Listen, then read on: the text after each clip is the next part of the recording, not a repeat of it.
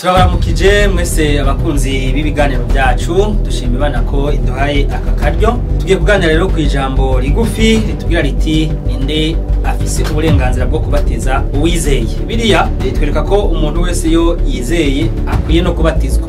Mariko 16:16 aho Yesu yavuze ati uwizera akabatizwa azokizwa, ariko utizera ngo azotsindwa n'urubanza. Muri Matayo igice ca 28 muhereye ku murongo wa 16 gushika ku murongo wa 20, igihe Yesu yaragiye kuva mu isi, tubona ko muvyo yatekereye abigishwa biwe bari babaye intumwa. Tubona ko yababwiye ati nimugende mwigishe abarimwe bose ubutumwa bwiza, uwizera mumubatize mu izina rya Data n'iry'Umwana n'iryampwemu yera. None ninde yemerewe gukora ico gikorwa? Zoba ari intumwa zonyene? Bo baraba pasitoro gusa? Bibiliya yoba itanga inyishu iyihe? Ibi tubivuga kuko hirya no hino mu bitwa ko bigisha ijambo ry'Imana, mu bavuga ko bahagarariye Imana ku isi, bagira inyigisho zitandukanye, ku buryo hari amadini usanga atemerera umuntu wari we wese kubatiza. Mbega Bibiliya yoba ari uko ibivuga? Tubanze twibutsa abantu ko Bibiliya iri kuratubwira ishengero rigizwe n'abantu bose bitwa abizera. Abantu bose bitwa abizera barangana, ico batandukaniyeko ni ingabirano zikorera Imana. Ko muri izo ngabirano harimwo umukuru w'ishengero canke umupasitore, ikintu kimwe. Harimwo intumwa nizo zihamagaga ubwa mbere kugira ngo zije no hino mu isi zivuga ubutumwa bwiza. Harimwo abadiyakoni n'abajejwe ibikorwa byo mu ishengero bijanye n'ivy'ubutabazi n'ivy'ubufasha. Hariho abigisha, kuvuga abigisha bo mu ishengero bigisha ubutumwa bwiza. Hariho abafise ingabirano zo gukora ibitangaza, abafise ingabirano zo kuvura, abafise ingabirano zo gusobanura indimi, abaririmba. Ibyo bikorwa byose ibyo byitwa ibikorwa abantu bakorera mu ngabirano zitandukanye. Bose bitwa abakozi b'Imana, nta usumba uwundi. Burya uwitanga akaja mu bitaro akaraba uwagwaye, uwitanga akaja kuraba upfunzwe, umuntu yakira abashitsi akabaha ivyo kurya, natandukanye n'umwigisha ahagarara imbere y'ikoraniro ku ruhimbi akigisha. Bose imbere y'Imana n'abakozi bayo bayihagarariye mu isi mu ngabirano gusa zitandukanye. None bose ko abakozi b'Imana kandi imbere y'Imana bakaba bangana, bakaba batandukanywa n'ibikorwa bitandukanye. Ni gute bamwe bogira uburenganzira bwo kubatiza bizeye, abandi ntibagira uburenganzira? Bibiliya yo bivyemera? Ihibambewe Bibiliya ntivyemera, nta nuko ibivuga gutyo. Reka tugaragaza imirongo yo muri Bibiliya yerekana ko ababatiza abari bavuze ko ububatizwa n'uwizeye. Umuntu wese yigishijwe ubutumwa bwiza mu mutima akizera arabatizwa. Ariko abatizwa nande? Bibiliya yerekana ko umwigishwa umwizera ubutumwa bwiza ashobora kubatiza.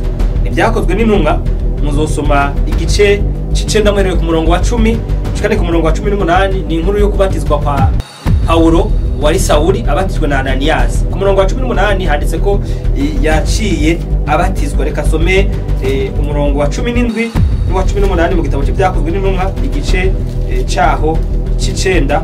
Mwumve uko batubwira. Handitse ngo Ananias aragenda yinjira mu nzu, amunambika kw'ibiganza, aramubwira ati Sauli mwene data, umwami arantumye, niwe Yesu yakubonekereye mu nzira wazananye ngo umuke uzuzwe mpwemu yera.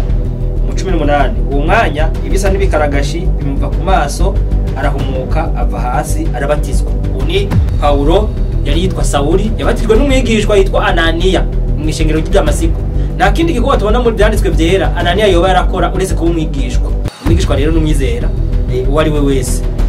Uwo Ananias ntibivugwa ko yari intumwa, ntibivugwa ko ari umukuru w'ishengero, ntibivugwa ko ari umudiyakoni, yitwa umwigishwa.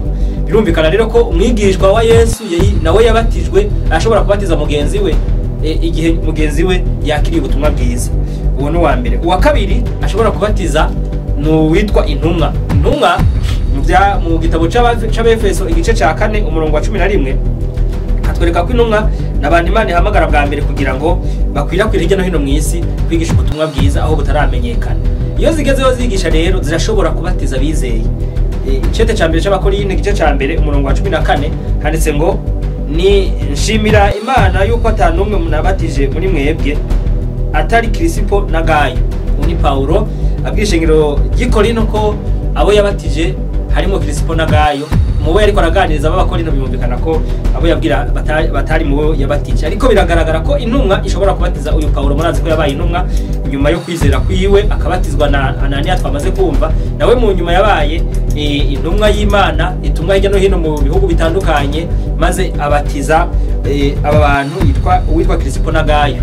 birumvikana ko rero umuntu wese yahamagawe kuba intumwa muri iryo bango iyo ageze mu mahanga yigisha ubutumwa bwiza hatandukanye hataramenyekana Kristo abantu bakamwizera iyo basabye kubatizwa iyo bagira. Uwa gatatu ni ugukorera mu ishami ryo kuba umudiyakoni. Abadiyakoni nivyakozwe no mu gice ca gatandatu tubona abantu Imana yahamagaye igihe ishengero ryari rimaze kugwira ririmo abakeneye ubufasha, abakeneye kugaburirwa, kwambikwa. Ico nico gikorwa ciyongera ku kuba umudiyakoni ari no muvuga butumwa, kuko kuvuga ubutumwa nubwo kugaburira abantu navyo biri mu nzira yo kuvuga ubutumwa, ariko ari kuvuga ubutumwa ugiye kwigisha, ari kuvuga ubutumwa uri kuraganiriza umuntu. Abadiyakoni bari abantu basanzwe bavuga ubutumwa, les évangélistes niko mu Gifaransa babita, ariko bongerwa ibanga ryo kugabura mw'ishengero, kugaburira abakene b'ishengero, ibyo abizera bashikanye kubisaranganya bakabiha ababikenye. Ico gikorwa gikorwa nabo bita abadiyakoni. Mugabo nabo barabatiza. Ibyakozwe n'intumwa 8 umurongo wa 38 twasoma inkuru yitwa Filipo abatiza inkone y'umunyetiyopiya. Iyo nkuru nibaza ko abantu benshi baramaze kuyisoma. Uwo munyamahanga yitwa w'inkone ahuye na Filipo mu kiganiro bagiranye niho havuye kubatizwa, abatizwa na Filipo. Iyo nkone rero y'umunyetiyopiya imaze kubatizwa irabandanya urugendo rwayo, ariko ico nashaka cyane ni ukumva ko uwo Filipo yamubatije yari asanzwe ari umudiyakoni. Handitse ngo bivuga ko bahagarika umukogote baramanuka baca mu mazi bombi. Filipo niyo nkone arayibatiza. Uyu Filipo muzomusoma muri aba badiyakoni ndwi ba mbere mu byakozwe no gatandatu ari muri bajyandwi. Birumvikana ko umuntu rero umudiyakoni ntibiba bikuye kuba umuvuga butumwa, niba bikuye gukoresha ibindi bikorwa mu ishengero, niba bimwatsa amabanga yo kubatiza umuntu igihe uwo mudiyakoni yabirije umuntu akizera, canke igihe ishengero rigiye kubatiza umudiyakoni gushungurukira mu mazi akabatiza si icaha. Ubundi ashobora kubatiza pasitori. Pasitori no kuvuga umukuru w'ishengero. Ibyo muzosoma mu gitabo cy'ibyakozwe no mu gice c'9 nako mu gice ca 10 aho Petero ari kwa Koroneliyo. Koroneliyo nawe amaze kwizera n'abari mu nzu yiwe nabo bahavuye babatizwa. Musome ku murongo wa 47 handitse na 48 handitse ngo ati mbega hari woshobora kwima amazi abahawe imwe mu yera nkatwe ngo ntibabatizwe. Avuga ko babatizwa mu izina rya Yesu Kristo, baca baramwinginga ngo amara y'imisi. Aha ni kiganiro cari hagati ya Petero na Koroneliyo. Petero nk'uwatumwe n'Imana kwa Koroneliyo. Koroneliyo amaze gusenga hama marayika akamwiyereka. Muri kino gitabo cy'ibyakozwe mu gice ca 10 umurongo usomye wa 47 twereka ko Petero nawe yatangaye abonye abantu b'Imana bafise ibimenyetso bigaragara ko bahawe imwe mu yera, kuvuga ko ubushobozi bw'Imana buri muri bo. Aravuga ati mbega aba bantu hari uwo bima amazi.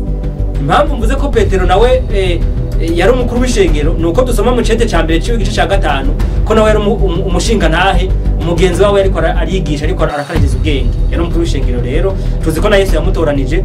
Musomye mu butumwa bwiza bwa Yohana igice ca 21 ko yategerezwa kuragira bagenzi we, kuvuga ko yari umurongozi w'ishengero canke pasitori, kuko umurongozi, pasitoro, umukuru w'ishengero, eveke n'amajambo avuga ikintu kimwe, n'amajambo avuga ibanga rimwe gikorerwa n'umuntu w'umugabo w'igitsina gabo mu ishengero ry'Imana kurongora abandi.